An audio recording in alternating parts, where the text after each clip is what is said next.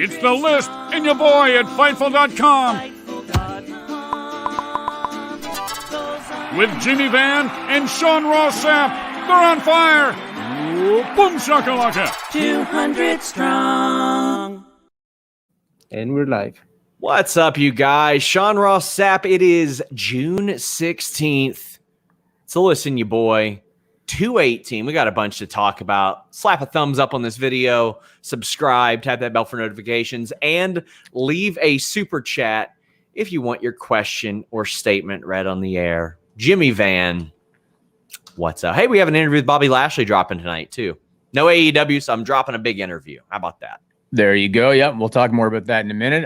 You notice my surroundings?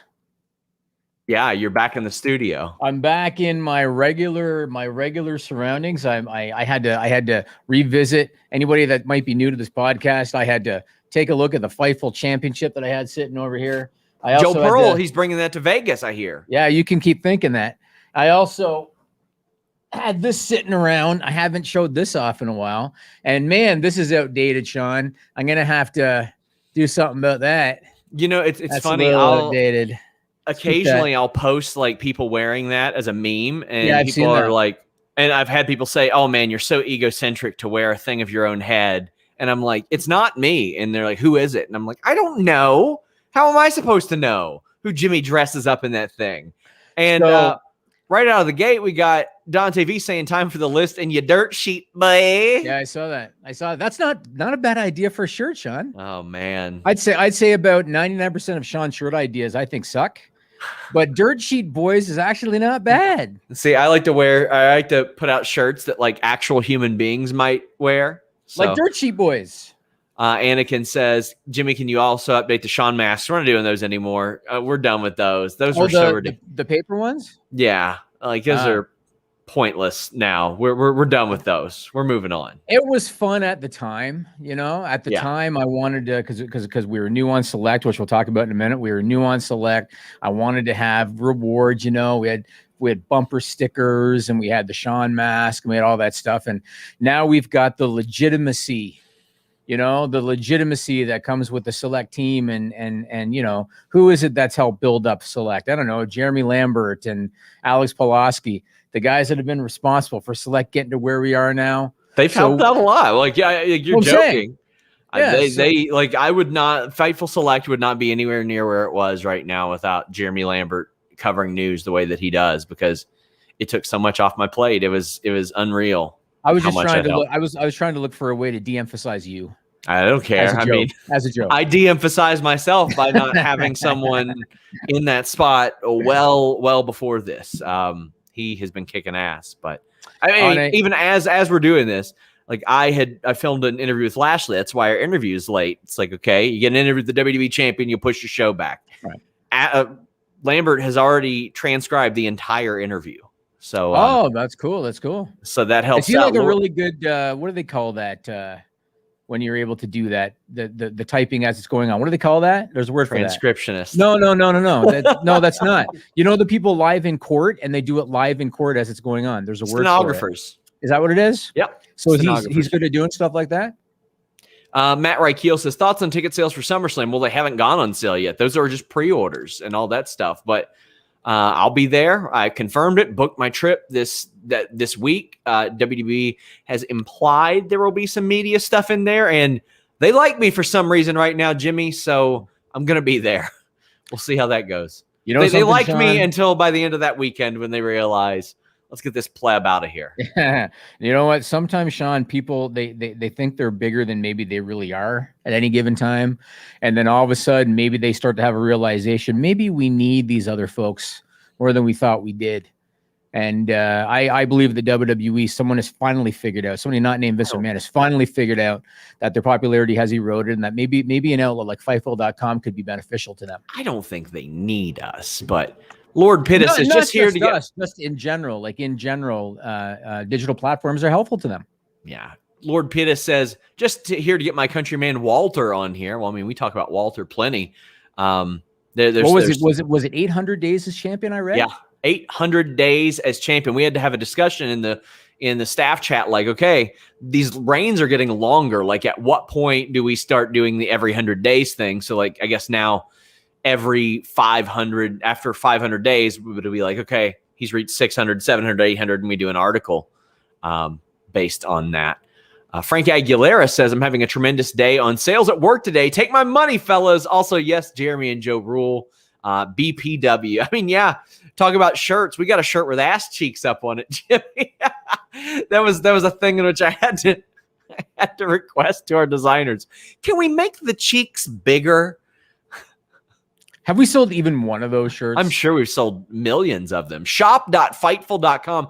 Guys, I'm sure there's a lot of things up there that you guys don't even realize. Like, sometimes I forget we have a Dong Lord shirt, and then I look at it and I'm like, it's a pretty good shirt. Like, it's a really good shirt. And we have these set up to where you can get them in any color. If you're like most wrestling fans and you like them in all black, you can get them like that. But we've got like pink shirts, red shirts, purple shirts, teal shirts, all kinds of different colors. And the material is wonderful. It's a good time, Jimmy. Wonderful. Well, on a quick serious note, I want to give best wishes to Don West, former Impact commentator. It came out this week that he is dealing with brain lymphoma. Yes. So good wishes to him. I haven't heard anything about the prognosis or if he's undergoing treatment. Haven't heard anything about that. But he's going to go under treatment. He updated. He did. Updated on that. Yeah. Okay, good. So best wishes for him, and hopefully he's able to pull through. And aside from that, I feel like lately, and maybe it's because we're only a month away from WWE going back on the road, AEW going back on the road, WWE. Matter of fact, today is June 16. 1 month from today, WWE is going to be back in front of a live crowd on SmackDown on July 16. I feel like because of that, there's like things starting to happen. Like I'm starting to feel some momentum. And it's ironic because none of that has to do with Raw Creative whatsoever. But I feel like there's momentum happening, and I wanted to talk about it. And the first piece of momentum when it comes to us, of course, is Fightful.com. And look how Fightful.com is doing. What? It's just, I'm bashful, okay? You know, I don't like to toot my own horn. Oh, if you guys saw the thing Sean says to me on Instant Messenger. I say that I'm real good at my job, Jimmy. I will not hide the fact that I'm good at my job. He says he's the fucking best, and that's verbatim. I am. I'm really good at this. Like it makes me very happy to know that I can be really good, if not the best at something. Like I don't even care if it's like tennis or like filling garbage cans. Like to be one of the best at something is pretty cool, even if it's a job that a bunch of people think is completely fucking lame. Like, are you suggesting you're the best at filling garbage cans? Is that what you just said? I'm the best at tennis. Do you want to play tennis, Jimmy? I'm not a tennis pro. I'm not a me either. Pro. It looks like I'm playing home run derby. Every time I hit it, I knock it completely out of like the caged area. It's a garbage fire. Well, and it's a full garbage fire because I'm really good at filling trash cans. I'm sure you are. Well, Fightful Select just hit a milestone. And so thanks to everybody that supports us. The dirt sheet boy. It has done me so proud, Sean, and has made me so just warm and fuzzy every time I hear Sean on one of his podcasts talk about how I didn't think that was ever going to work.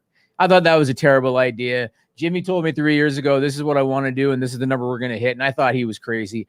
Every time I hear that, it makes me warm and fuzzy. You know, Sean? Jimmy, this newfound fame, obviously, I'm not the best at adjusting to it, me being a super famous person, but you get perks in life when you get as famous as I do.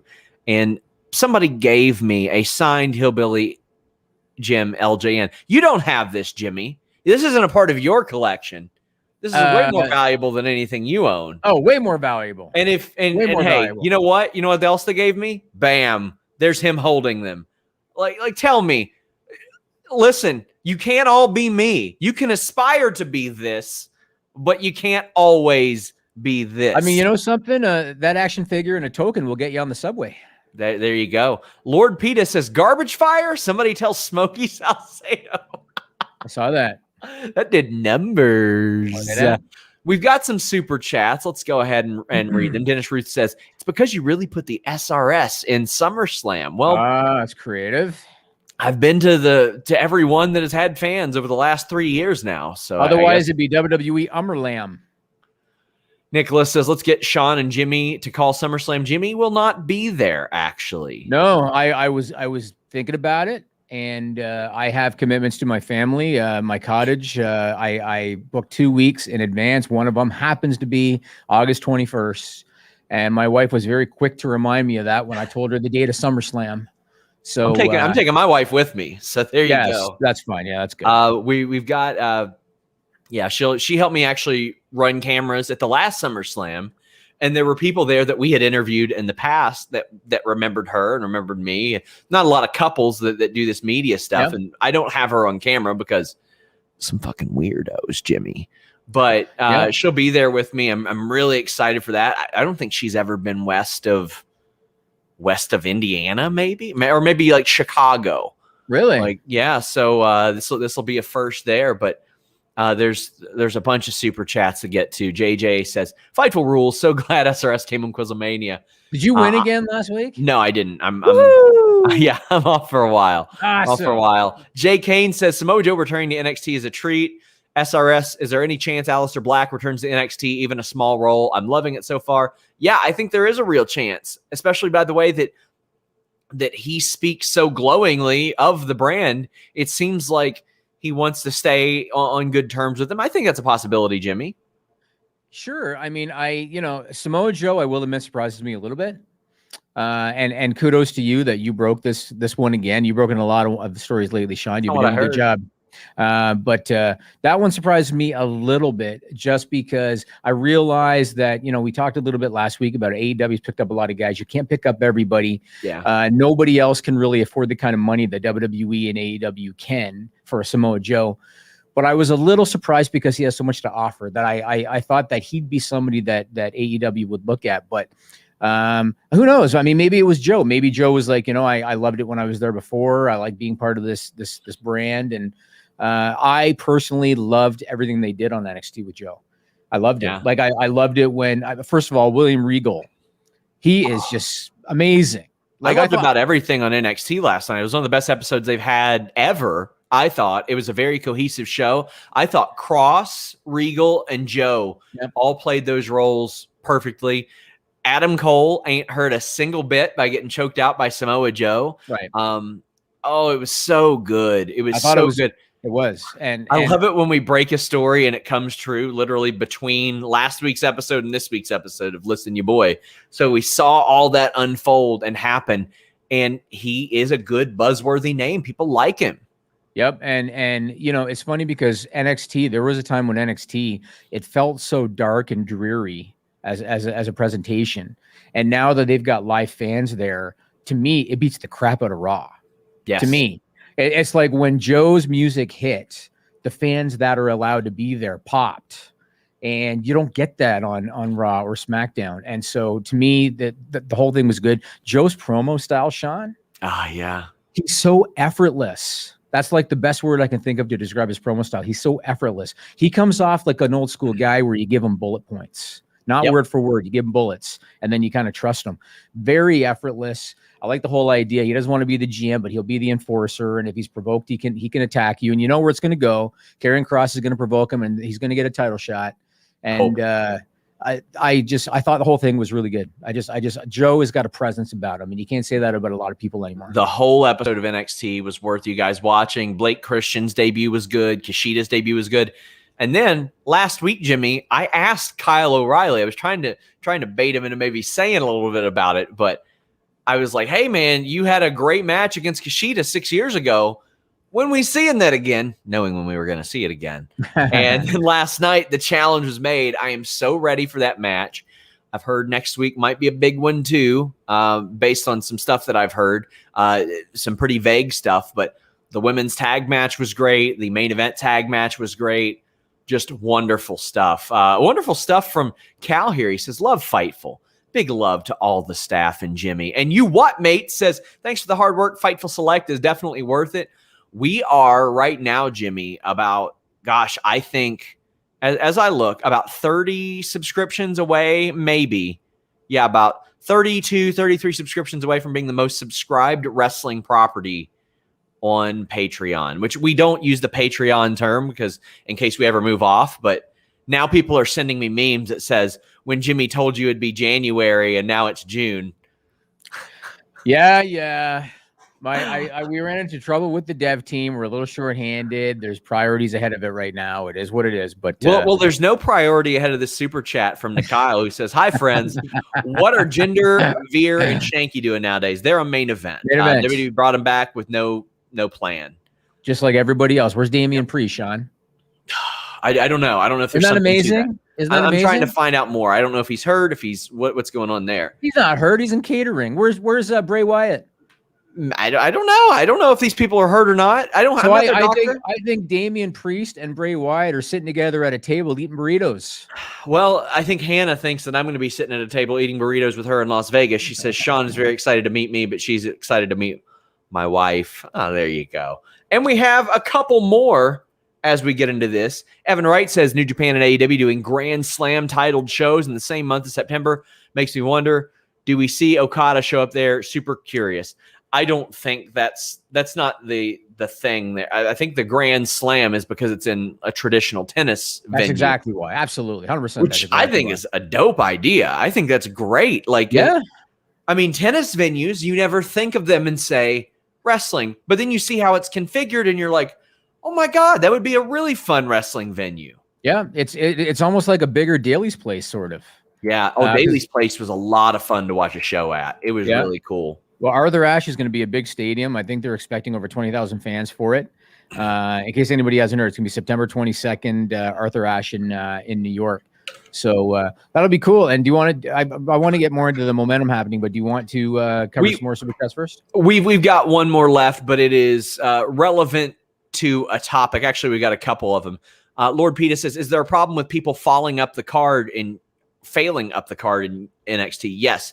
I don't like that Santos Escobar, that was the only thing I didn't like last night, lost his cruiserweight title, lost a rematch, didn't win anything else, lost the North American title match, and then it's like, well, he didn't get pinned, so here's shot number 4 straight title matches. I don't like that at all.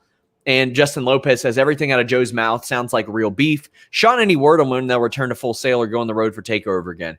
TakeOver, I think in the fall, tentatively planned. However, they have the SummerSlam NXT TakeOver set for CWC in case something happens and they can change it. They don't have to put a rent on that building. It's their building. They don't have to put a hold on it.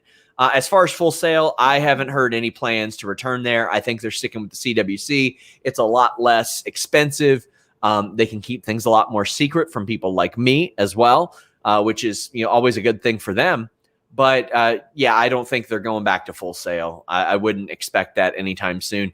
WWE does a really, really good job of making those venues look a lot bigger than they are, Jimmy, because both of them are very small. And it's it reminds me of the Price is Right. You ever watch The Price is Right? Yeah, of course. Because that was the classic thing about The Price is Right is that they have the camera, the camera scanning like this. Yes. And then my family went one time. They actually went to a taping, and I said, "How was it?" And they said that place was a closet. You know what I mean? But because they got the camera scanning like this, you think they're in a big theater or something like that. So yeah, there's a trick to it. WWE does a good job, and again, I really feel like NXT now, as a viewer, is more entertaining to watch from an aesthetic perspective. I'm Thunderdomed out, and I think a lot of people are Thunderdomed out, and we've only got a month, one more month, 4 more shows essentially of each brand, and then after that, we get back to live crowds again. So I'm looking forward to that. Jared Jack says, "Do you see Balor coming back or to NXT or moving up?" I see him moving up. I don't know how many more times you can do the Finn Balor walks out there in Orlando with his jacket and says, "I'm back. The Prince is back," and all that stuff. Move him on up. He's an established star. Speaking of established stars, Rink asks about thoughts on UFC 263. I knew Nate Diaz was going to get his ass whipped. His comment about, in a real fight, he'd have been put to sleep. That was the dumbest shit I've ever heard. Real fights don't go 23, 24 minutes before you hit somebody. Not just that. What's he suggesting? I don't know. Is he suggesting that he's going to hit him with something? I guess so. I don't know. Brandon Moreno is a mega baby face. Holy crap. As much as I loved Mighty Mouse Johnson, Brandon Moreno is the most marketable flyweight they've ever had, way more than Henry Cejudo as well. And Israel Adesanya is still really good. Did you watch any of it, Jimmy? No, I saw the highlights. I wasn't able to watch the show, but I did see the highlights. So I saw Moreno's, I saw the finish, and I saw his promo after the fight. And this has been a good year for them in terms of establishing stars. So long as number one, the fighters keep winning, and so long as number two, UFC takes advantage. Like I look at Rose, and when Rose recaptured her title, and just very much like Moreno, the babyface reaction to her winning, and she got emotional, and I felt like that was a coming out party for her, and I felt the same way about him. Adesanya's good, but moving up hurt him. Like he should have just stuck with what he had. I think moving up hurt him and losing that fight. But they've got some great people, so long as they're able to build around them and market them properly. Some more Joe talk, and I think we pretty well covered that subject by now. But Joel says, "Have we heard if Joe has been cleared? I know it's a chokeout, but it doesn't seem WWE likes people with concussion issues get physical." I see what you mean. It seems like NXT exists on an island of its own, because we saw 67-year-old Ted DiBiase take his first bump since maybe 1993, because I don't think that apron bump at Super Brawl 98 counts. He took a bump last night, Jimmy, and I was shocked. And Joe, I mean, he didn't get hit or anything. I think they realize they can safely do that. I haven't heard if he's been cleared, though. DiBiase looked like he dropped a little weight. Like when he first came back into NXT for the story with Grimes, he looked like he dropped a little weight. You see it in his face a little bit. Yeah. And he did a perfect flat back bump. Yes, he did. On that shot. Yes, he did. And him and Grimes, I think that was kind of expected that was going to be the partnership. And so now he's going to get DiBiase's belt back. It makes perfect sense. And Bill Hemmett puts over that Joe AJ Daniels match, my favorite match of all time. He said WWE had Joe and AJ and blew it big time. I mean, they had an okay story. The Wendy stuff became like a meme. I mean, it's whenever like Joe comes back and mentions Wendy, it gets a pop. Thoughts on who is on the NXT charging station? I think probably Tegan Knox. And then Jay Kane, as we finally get into our topic, says, "Thank you for breaking news with everyone's trust. SRS, does Triple H have the pull to re-sign Aleister Black to NXT? I think for probably significantly less money, he probably does. And again, I can't pretend to understand the motivations of an Aleister Black or a Triple H, but I think he could. I think if he wanted Aleister Black, he could probably make it work. It's just I don't know about the money. But Jimmy, we have things to talk about. There are people that might be coming back to WWE. Ryan Martin says, "I see some big names returning soon. Fiend, Keith Lee, Brock, Sasha, Becky, John Cena. Should give WWE a big boost." What are you thinking, Jimmy? Well, first I want to ask you a question, going back to the Aleister Black thing. Jesus. Do you think that Triple H at this point has to get the green light from Nick Khan on spending money? A substantial amount, I think probably, yeah. I think so bringing too. back somebody, I think maybe he would have to get that as well. Yeah, I think so too. So I that's an interesting dynamic, because it was always just Vince, but I feel like Nick Khan is really into the dollars and cents, and so that's an interesting dynamic. In terms of people returning, so I haven't heard. I mean, that gentleman mentioned the Fiend, Keith Lee. I haven't heard anything about them. Have you heard anything about the Fiend and Keith Lee? Not that I can say. Okay, you and I will talk later. But let's start with John Cena. So John Cena did an interview with Chris Van Vliet, a friend of Fightful. Chris, by the way. I mean, I guess. What I hope happens to Chris Van Vliet is I hope the next time he gets a big interview, he goes 1 minute over the time in which he was allotted. And I hope the interview does great numbers and great traffic. But I hope that one extra minute that person is given, they look at him and they go, "Wow, that's unprofessional. I'm not going to do interviews with him again, but it's going to be a while." And he is slightly inconvenienced by that. Slightly inconvenienced. But I still want his video to do great traffic because he's a good guy. Well, I thought Chris did a great job, and I loved how Cena, the very first question was something about, your character in Fast 9. Is this our opportunity to see John Cena as a heel? That's basically what he asked him. And Cena was like, "Man, I knew you were going to have good stuff." But Cena basically, Chris is the best, man. No, he is. Chris is good. And Cena basically confirmed that he'll be putting the jorts back on, the jean shorts back on real soon, which of course has led to speculation that in 1 month, on July 16, he'll be on the live edition. I shouldn't say the live edition, the first edition with live fans of SmackDown. And then, of course, there's speculation that they're looking to do him and Roman Reigns at SummerSlam. So that would be a really, really big one. Somebody mentioned SummerSlam tickets. The pre-sales apparently doing pretty good. Sean Ross Sapp's going to be in Vegas. And on top of all this other stuff, there's this new love affair with Fightful and WWE. It's wild. And it's like we're hearing angels sing. This morning I woke up, there were violins playing, Sean. I want to clarify something for people. Like, one, it's been great. I like having a good professional relationship with WWE. I've had people that say, oh, that'll change when they see how much you criticize them. I should say to the contrary. There was a person in PR who I have not thought even like outright didn't like me.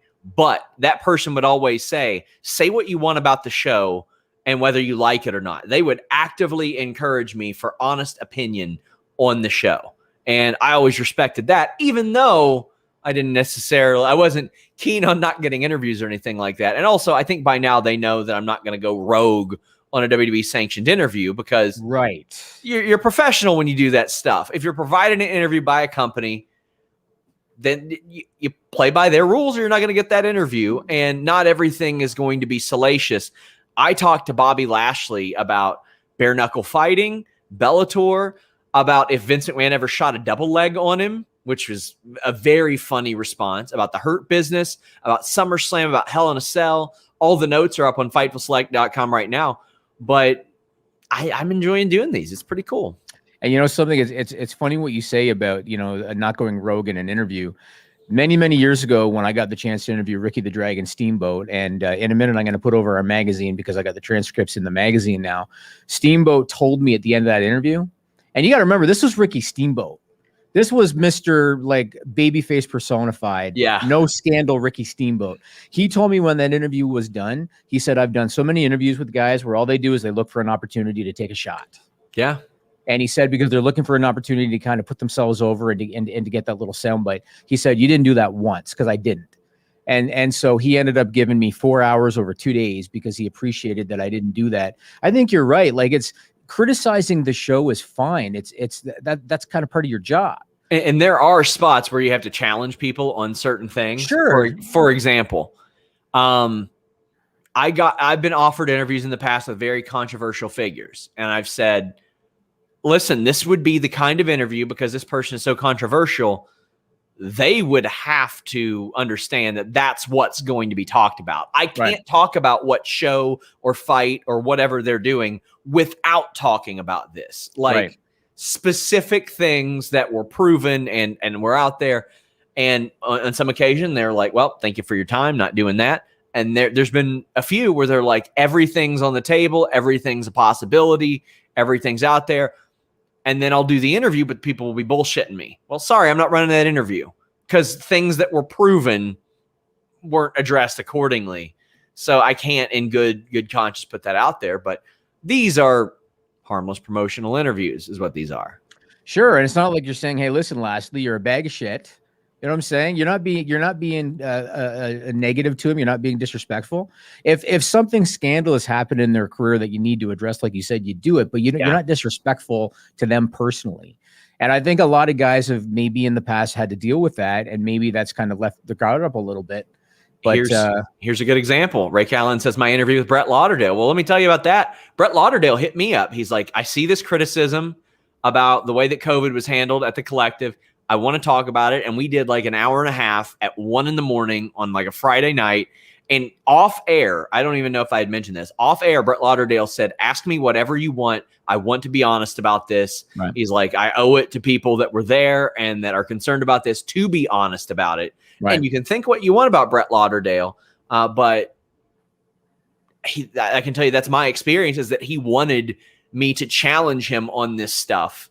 That way he could address it and hopefully correct it. And somebody asked if I'd interview Vampiro. I'd love to interview Vampiro. Didn't something similar happen with Corey Graves? Remember? He was getting a lot of criticism at the time. So Corey Graves, the night of a CM Punk fight, had tweeted about CM Punk. He was like, well, here's the stuff that nobody reports and that dirt sheets will say something about. And I said, well, tell me your story straight up. Tell me your story. And he said, okay, I will. On the record, I'll tell you the story. And there you go. And ever since then, I've had people on Reddit accuse him of being a source of mine. Ever since then, I think I've spoken to him once since. I think I told him congrats. Yeah. Well, you know what I saw yesterday, Sean? What's that? Yesterday, I saw most of the mock-ups for Fightful Magazine issue 3. Oh, did you? And I'm going to tell you. Yet. I'm going to tell you a funny side story. So one of the features in it is called the Cameo Chronicles, talking about how because we couldn't get interviews with WWE talent, as a joke, I got Roman Reigns to do a cameo so that we could have a little soundbite. You got those beautiful veneers on our screen, didn't you? Yeah, and wouldn't you know, I have to rewrite some of the article because I put something in there about how our relationship with WWE is still a work in progress. And now all of a sudden, Sean Ross Sapp is got this wonderful, mutually amicable relationship happening. So I'm going to have to change the wording a little bit.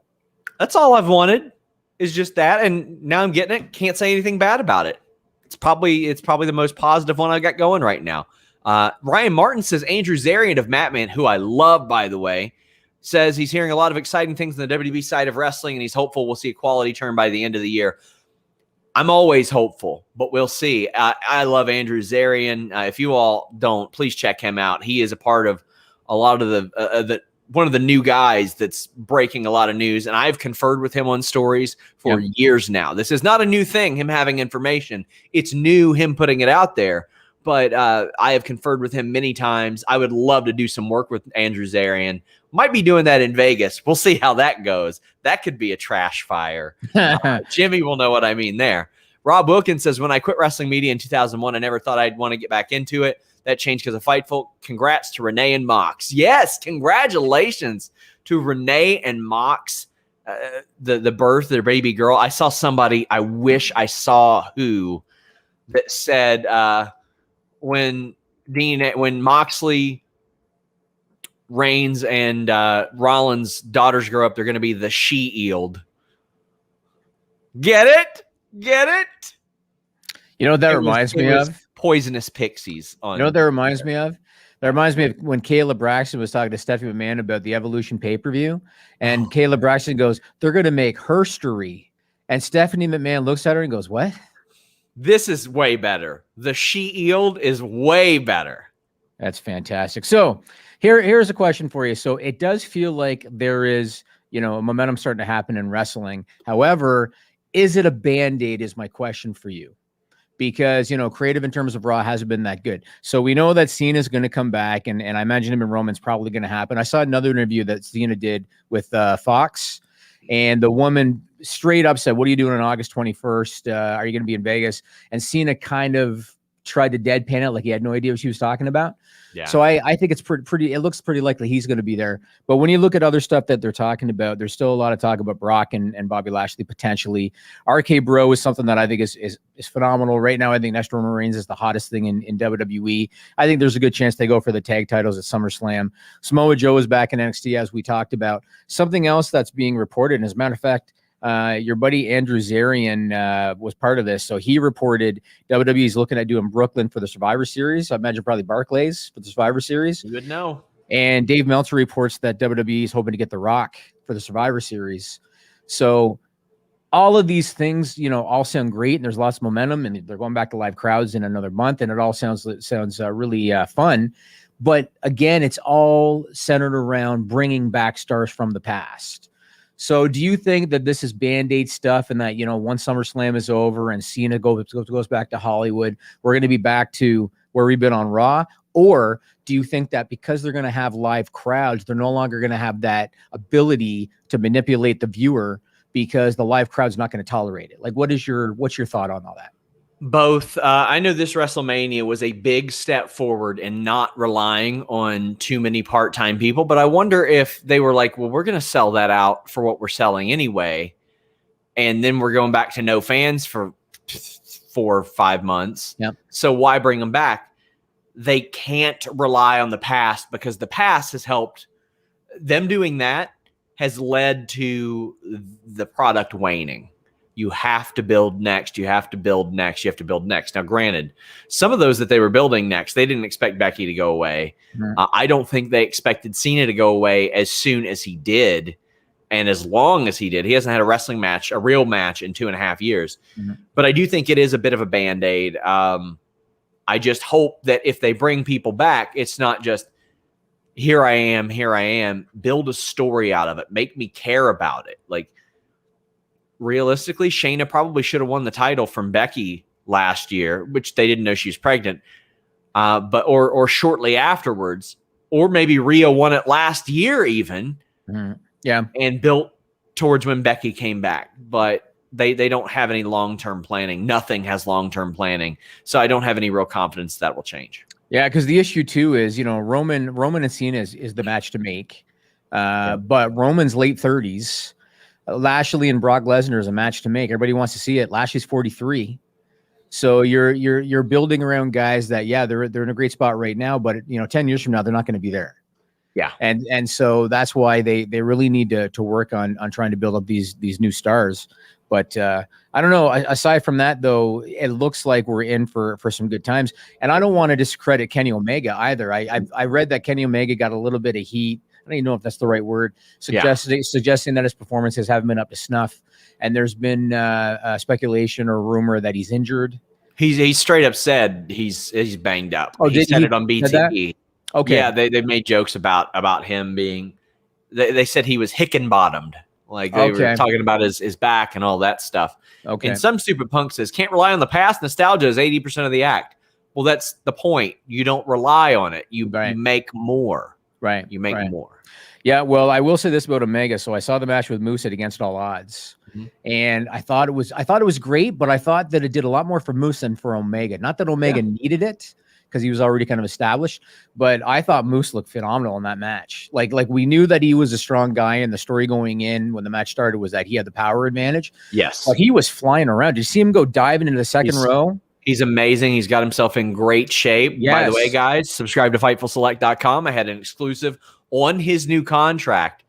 He has signed a new one with Impact Wrestling, and I've got a lot of details on it on FightfulSelect.com. But I agree, Moose looked awesome there. Yes, he did. Yeah, that was also one of the best Spanish flies I've ever seen. Oh, so good. The way that he leaped up to the top and like sandwiched him on the way down. Oftentimes they land side by side. Yeah. And was that unintentional that he like sandwiched him on the ground like that?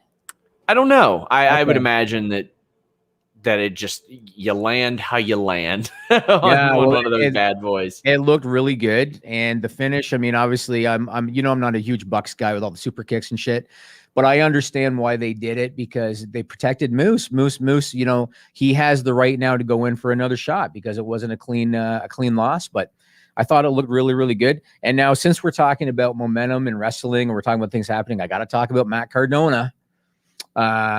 Good for Matt Cardona. And I got to tell you, I talked to Matt yesterday about something that I'm going to show you in a minute. And all I said to him was, by the way, Nick Gage, good for you. That's all I said. Yeah. And he said, appreciate it. And I said, watch the pizza cutter because I don't trust that dude, Sean. Well, what I said to him was, hey, I'll be in Nashville for Slammiversary. Please let me get the last live interview of you before you die. You know what? I have a lot of respect for Matt Cardona. Me too. Not just because he wrote for Fightful Magazine and all that stuff. Here was a guy, and I told you this, we talked about this before. I think that when he got released from WWE, and this is just my opinion, I think that he thought that there was going to be more demand for him at a certain price. This is my opinion. And I think that he was probably maybe disappointed to see that maybe it wasn't what he thought it was going to be. Here's a guy, though, that's got so much ambition. And so now he's got his own podcast network. He's releasing merch all the time. They got an action figure line now called Heels and Faces. And he's got replica belts that they're selling. And like he's got all this merch that he's doing. But he recognized that to the average wrestling fan, part of him represents an element of WWE that they didn't like. Part of him represents an element of WWE that was silly and too colorful and kind of goofy. And so what does he do in order to kind of make the shift? He puts on a hood. He goes on to a GCW show. He does John Moxley's mannerisms. He hits the paradigm shift, pulls up the hood, and it's Matt Cardona, kind of the anti-hardcore, anti-deathmatch, anti-GCW guy. And good for him, man. You know what it reminds me of? It reminds me of Drew McIntyre. Because Drew McIntyre got released from WWE. Now, granted, Matt Cardona was not supposed to be world champion like Drew McIntyre was. Yeah. But he gets released from WWE. But at one point, he was one of the most over people in the wrestling world to the point to where The Rock is standing in the ring and they're chanting for Zack Ryder. Yes, you're right. But I think you look at Drew, and Drew knew when he got released, I got to put the work in and I got to get better. And he did, and he traveled all over the place, and he worked different styles, and he worked on his body, and he worked on his business acumen, and he got better. I see that in Matt Cardona, because here's the guy now, he's kind of got the business acumen aspect down. He understands the business really well. And now he understands that I have to do a little shift when it comes to my reputation as a pro wrestler. And what better way to do it when you might have, a bit of a silly reputation than to get in there with Nick Gage. Yeah. So I have the utmost respect for Matt Cardona. It's a white hot angle. The video I posted on Twitter has over 150,000 views and 750 retweets. Yep. He's a very self-aware guy and knows that he is the opposite of GCW. So he's jumping into it. And it shouldn't be a surprise to us that the guy who helped spearhead a lot of the things that we see today in that would be so good at it. You know what I think should happen? What's that? I think Mojo Rawley should help him beat down Nick Gage.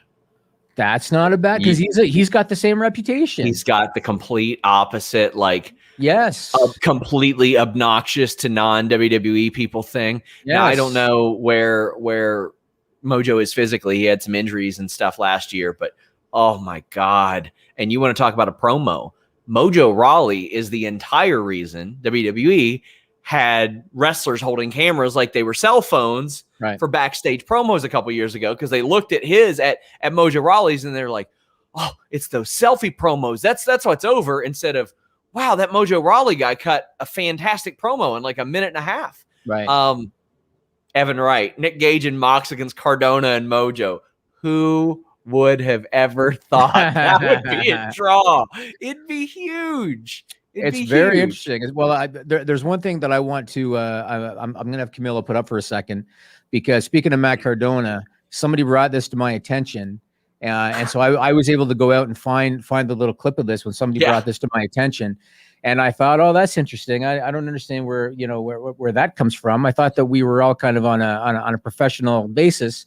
But Camilo, play media one. I want people to see something. Which one is this? Did I get the wrong clip? I got in the mail the Fightful magazine. It's a real magazine, and it is my writing debut. Advice from the Lovelorn. No, I used to love that. But it's a 2-pager. Look at that, 2-pager. Plug in the pod. I wrote all this by myself. You can get this now, collectible. In crayon. There's not a single mention of Mark Sterling in that entire article. There's not? No, there's not. I mean, Mark went up me. I'm not reading that shit. Are you sure, Mark? Yes, I'm sure. I'm sorry about that, Mark. Yeah. Check out my podcast that I started with my friend that nobody else helped with. They must have edited you out, Mark. You know whose fault? That's probably like, listen, I didn't do that. You know who did that? That's Jimmy Van. That's Sean Ross Sapp. I think they edited you out, Mark. Okay. I think what we need to do. Come on. I think what we need to do is we need to take over this goddamn Fightful magazine, and we need to make a major pod edition. What do you say? Get some paint pens and scribble and write some our own articles. Where can you get that? You can get it on. There's a Fightful on their website. You can get it. You can also get the print. So I guess this is the print edition, but you can get it like digital if you want. I say get the print. Let's bring these magazines back, baby. I love magazines so much. I want to stop in that little shop at Penn Station and just read all the wrestling magazines like I used to. If I could figure out a cool way to display them, I would buy magazines again. So I'm definitely. I do think Mark needs some good Ric Flair covers for sure. Oh my God! They just known as WWE wrestler Zack Ryder with an H. It's in here. Oh, you just send him your resignation right now, letter. Sean Ross. Yeah. Sean Ross Sapp, you piece of shit. Send him. Quit. You have any respect? Resignation letters coming in the mail. Zach with an H? Oh no, that's Jimmy Van that's a big broski pet peeve. Is a registered trademark of Jimmy Van Inc. Well, Jimmy Van, fuck you. You wrote my name with. First of all, you don't know that it's Z-A-C-K? You didn't see that promo on Raw where I messed up my own spelling? Oh man. I don't edit the magazine, Jimmy. So that was a little misprint. However, I think it was a little bit harsh for him to call you a piece of shit and to say, fuck you, Jimmy Van. What the hell was that? I don't edit the magazine. If you want me to do that, we can restructure the contract. No big deal. I'd be glad to actually read the things that people submit in there. But Don't I you didn't think do you it. should anyway, as the managing editor of Fightful? It's your fault. It's your fault. But listen, I'm tired of all this talk of major pod, Jimmy. I want to help people get some major peen with BlueChew.com and the code Fightful. That's right. Major Peen. Blue Chew is a unique online service that delivers the same ingredients as Viagra and Cialis, the same active ingredients, but in a chewable tablet at a fraction of the cost. You know when your package has arrived because it ships straight to your door. It's made in the USA, prepared and shipped direct, ships discreetly. You can take up any time, day or night. You can plan ahead or be ready whenever the opportunity arises. And even beyond that, it's the most convenient way to get that confidence, that performance, because it's all done online. No visits to the doctor's office, no awkward conversations, no waiting in line at the pharmacy. You consult with one of their licensed medical providers at BlueChew.com when you sign up. And once you're approved, you'll receive your prescription in days. Blue Chew tablets are made in the USA, prepared and shipped direct. Right now, you get that first shipment free when you use the code FIGHTFUL. Just pay $5 shipping. She'll be saying, ooh, ooh, ooh. You know it.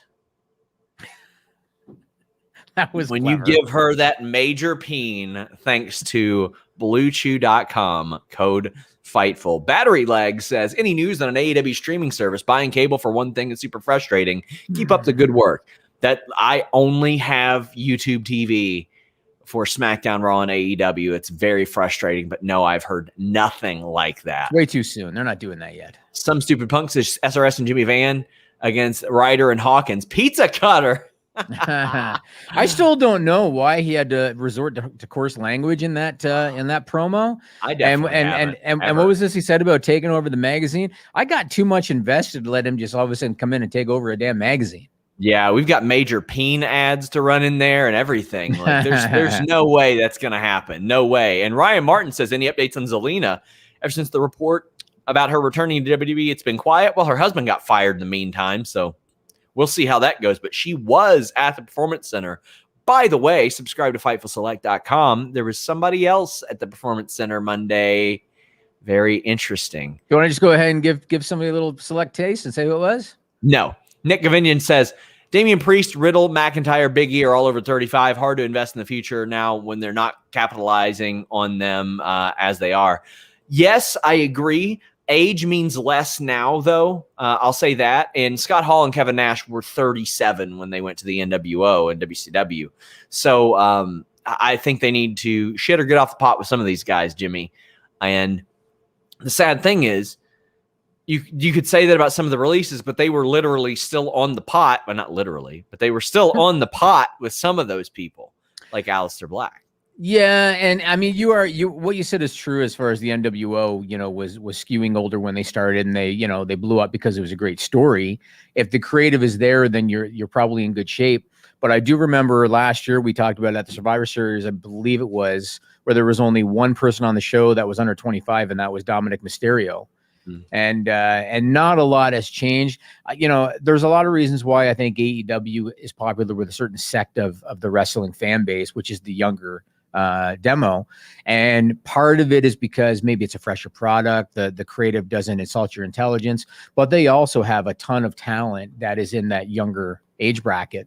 Yeah. So there's a lot of different reasons for that, but that's not an unfair point to say that they're skewing old. Speaking of young talent, Ryan says, who do you think is behind the Diamond Mine? I think it's an NXT version of Raw Underground.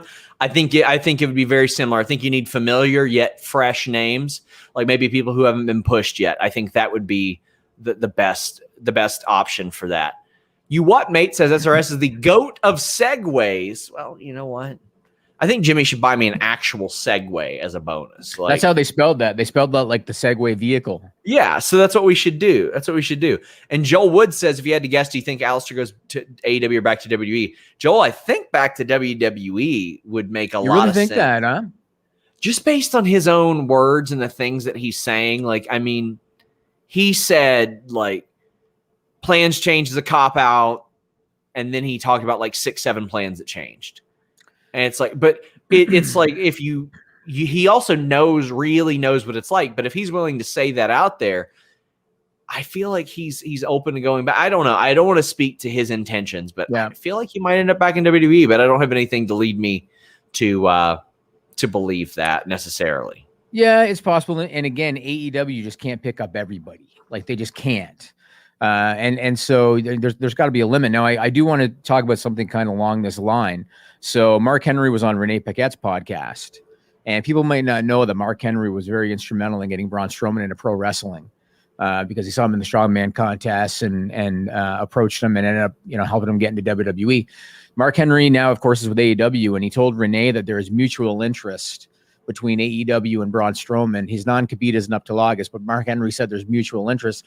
I had talked about when he was released from WWE, he was a guy that I thought AEW should look at. Yeah, because he's a main eventer immediately. Like you immediately have a guy you can plug in who's recognizable, who's got the size. If they use him right, he's got the charisma. As a heel in WWE at the end, he didn't get to showcase it. But as a babyface, the guy is incredibly charismatic, very funny, and very personable. They've got a ready-made main eventer. And I know a lot of people said there's no way he goes there because he was critical of AEW when he was with WWE. I think things like that can be forgiven and forgotten very quickly. Yep. And so I can see Braun Strowman going there. But again, are they going to pick up everybody? Are they going to pick up Aleister Black? Are they going to pick up Buddy Murphy? Are they going to pick up everybody? I just don't think it's likely. That their roster is so full already. I just don't see it happening. Yeah, they do a lot better at having everybody do something, but not be on TV every week. Right. There's definitely direction. You're right. Absolutely. I mean, they could even bring him in for like a short-term story, and that could be. They did it with Cardona. They brought him in for what was like a month or something. Anything like that is possible, I think. One thing that we haven't heard you talk about, Podcast Wiz asks what you think of Eva and Piper. So once again, I got to put over, having to put over Sean Ross Sapp, man. He's just going to keep on hitting me up for another damn raise. I got to keep putting over Sean Ross Sapp. So I will say it was maybe a month ago now that Sean Ross Sapp texted me and said that he found out the tentative plan for Eva, and it's always tentative until it happens. Yes. But he told me that he had the tentative plan for Eva, and the tentative plan a month ago, according to Sean Ross Sapp, was that she was going to manage Piper Niven. Lo and behold, this is where they went. Here's my... Sometimes things sound a lot better in theory than they do in execution. Yeah. And that happens in every business. Sometimes you think it's a great idea, and then when you execute it, it doesn't work. I was not a fan of the execution. I understand keeping Eva Marie out of the ring because her in-ring was never her strong suit. But the way they did it, where, okay, Naomi's in the ring, here comes your opponent. She's introduced as the opponent. And then Piper Niven without a name, and you can talk about that in a minute. Piper Niven without a name gets in the ring. Bell rings because the referee's okay with it. Yeah. Bell rings. Piper Niven beats Naomi. And then Eva Marie announces herself as the winner. The whole thing doesn't make any sense at all. And now I know a lot of people, they hate it because Eva Marie, she made like Piper Niven's is, less than appealing, let's say, her facial expressions and everything. And so a lot of people are looking at it like she's kind of fat shaming or whatever. Yes. I'm sure that it's going to lead to Piper Niven's turning on her and getting the babyface reaction, you would think, because that's where you would go with it. But to me, it's just, I'm okay with them having Eva Marie disrespect her if it means that Piper Niven is going to get her in the end. Then I'm okay with it. Yes. But from a common sense perspective, because I want common sense, I don't want to be insulted. I want to watch a show that makes sense. To have Eva Marie announced as a competitor in a match, and then Piper Niven comes in and the referee just lets it happen. It doesn't make any sense. So that I have a problem with. And the working, I mean, you guys hear my thoughts on that on the Monday show, but I thought that everybody who did their job in that match did it as well as they could. It's just I don't like the direction. And the pitched name, again, this can change, was Dewdrop.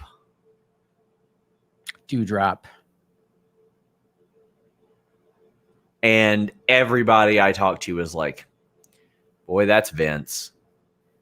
What does it mean? Is it supposed to be some kind of a suggestion of her body shape or something? I don't understand. No, I've heard some implications about maybe something Disney related, and it sounds like a Disney character or something, but I haven't got that confirmed. So right back to them being Marvel, huh? Yeah. Yeah, we do have some super chats. Some stupid punk says, so people are angry about Piper getting body shamed, but what do they think the point of pairing her with Eva was? It's mean, but it's WWE. Yes, it was to conjure up a reaction similar to this. And I completely agree with that. They knew what they were doing, even though so many times they'd have no clue what they're doing. Yeah. They knew what they were doing. You know what sucks though? And I think you talked about this on Monday. There's been too many times where WWE tries to generate a babyface reaction for a female talent by putting over her weight. And they've done it a lot. And I know on the Raw show, Denise talked about Mickie James. They did it going back to Molly Holly. You know, Molly Holly was involved in something like that. Mickie James was involved. Of course, Nia Jax did the big one with Alexa Bliss, where it was flat out bullying. So they've gone back to this well over and over and over and over again. And so I don't know, man. And then here's the other thing. Let's say that Piper Niven, let's say they do go in that direction, and eventually Piper Niven's getting tired of the negativity, and she turns on Eva Marie. Is she going to get her comeuppance if Eva Marie's not wrestling? Like, is Eva Marie just going to manage somebody else? You know what I'm saying? I don't know. I like Andrew's idea that Piper wins Money in the Bank and like Eva wins it. I think that's a heat idea, but how can you logically give her the briefcase when she didn't compete in the match? I don't know. I mean, I have no idea. You know, let me tell you this. I saw Ted DiBiase, I believe it was on RJ's interview, I believe, where RJ City interviewed DiBiase for WWE.com. I believe that was the one. And DiBiase talked about how when he won the title, because Andre the Giant beat Hogan, double referee, gave him the belt, kind of similar to what we're talking about here. And then DiBiase was stripped of the title, right? And then that led to the tournament at WrestleMania 4, and then Savage won the tournament. DiBiase mentioned this on RJ's interview. He actually defended the title one time. Yeah. So and you can find some of this stuff on YouTube. So I don't know what day of the week DiBiase won the title on the main event special. The very next day, Sean, DiBiase was in a tag team match. I believe it was in the Boston Garden with Andre the Giant. I think it was against Hogan and Bam Bam Bigelow, if I remember right. And he was introduced as the WWF champion. Luger came out with the WWF title for a wrestling challenge taping or something at one point. Yeah, that was when they were taping it to air after Mania 10. Yeah. And then he didn't keep his mouth shut. And so they went in a different direction. But I thought it was... I just think it's funny that it's like Luger not keeping his mouth shut was supposedly the issue while they're filming episodes of Wrestling Challenge with him with the belt. That's the dumbest shit. Well, from what I heard, I guess he was like talking his mouth off at a bar, and at the time the Veal was still down on the business kind of thing. Yeah, but I mean, like, they were filming Wrestling Challenge before Mania, and he had the belt. I know. So dumb. I know. I don't know. But anyway, the Eva thing to me would be similar to when DiBiase won the title. Yeah. And so, you know, how would she be allowed to keep the whole thing just doesn't make sense. We have some super chats. Joel says Drew's been billed as a top babyface on the brand. Do you think his booking since Mania might hurt his reactions when fans return? Yes. They do the same thing with babyfaces. They're doing it with Rhea Ripley. As soon as they win, it becomes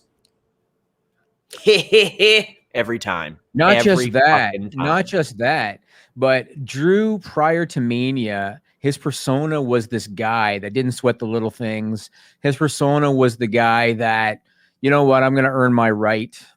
And now he loses to Lashley at Mania, and he's continually in the damn title picture. Yeah. You know what I mean? Like, as a character, Drew McIntyre should be saying, I need to earn this.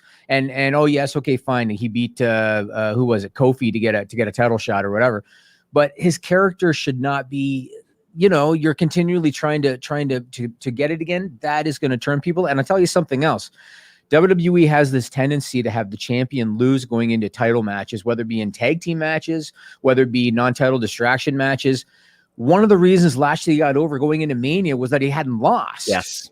And now he just lost like for the second time since Mania. And now you're potentially going to get him matched up to Brock Lesnar at SummerSlam. The shine's not the same. I agree. You know what I mean? It's whole thing kills me, man. No. Man Antonio asks if there's any truth to Dave saying Tommy End is heading to AEW. I feel like if Dave said that, it'd probably no. I don't think he'd say that without knowing. But I haven't necessarily heard that just beyond what he said. Lord Pita says, wouldn't AEW betray their fans and values with Braun? No. they signed Anthony Ogogo. He had never wrestled before. Not only that, but if they bring Braun out as a babyface, not as the typical big heel, serious looking, menacing. If they bring him out as Braun Strowman 2017, if you bring out Braun Strowman 2017, he's going to get over. Yeah. So if they do that, they're all right. Our last super chat before we head over to FightfulSelect.com for the list goes on. Justin Lopez says, I was going to WrestleMania 10 as a kid, and I can recall that my uncle, the day of the show, showed me an article in the Daily News of Luger saying he was winning the title. Yeah. Well, here's the thing. I bet thousands of people at that taping probably knew he was winning the title too. Yeah, it's a good thing there was no internet. I remember one time that there's a WCW tag team title reign that is negative numbers of days because they filmed like it was the Freebirds losing the titles before they filmed them winning the titles. I remember hearing that. They had the belts in a promo or something. Yes. I think they filmed them losing before they even filmed them winning. Right. It's unreal. Also unreal, guys, the number of scoops we have over at FightfulSelect.com, but it's not just the scoops. We got like 6 or 7 podcasts every week. We've got Raw, SmackDown post shows from Alex, usually a day or two later. It's a more sour review. Every week I do the Backstage Report podcast, which is just exclusive news to Fightful. I do my Q&A every single week that has over 100 questions. A lot of you say, oh, why don't you cover NXT UK or 205 Live or Impact Wrestling or NWA or GCW every week? We do. Steven Jensen does the Weekender podcast over there with all that stuff. And right now we're going over there to give you the list goes on. So you're talking about 20 extra shows a month. Jimmy, you got anything else for these people? No. Well, list goes on. We're going to talk more AEW. We're going to talk about Brock Anderson. We're going to talk about some Alexa Bliss stuff. Okay. So we're going to do that on the list goes on. I didn't put up the magazine overlay. So FightfulMag.com, that's where you can get the magazine. And if you are a pro WWE fan that doesn't take yourself too seriously, doesn't get too easily offended, check out Sour Graps because Alex is pretty damn funny. As long as you can have a lighthearted thing. Some people, Sean, they get really offended if you rip WWE. If you can or any company, yeah. Or any company, yeah. If you go into a lighthearted, Alex is pretty funny. Yes, he's very funny. His opinions do not reflect that of me or Fightful. Until next time, we're out.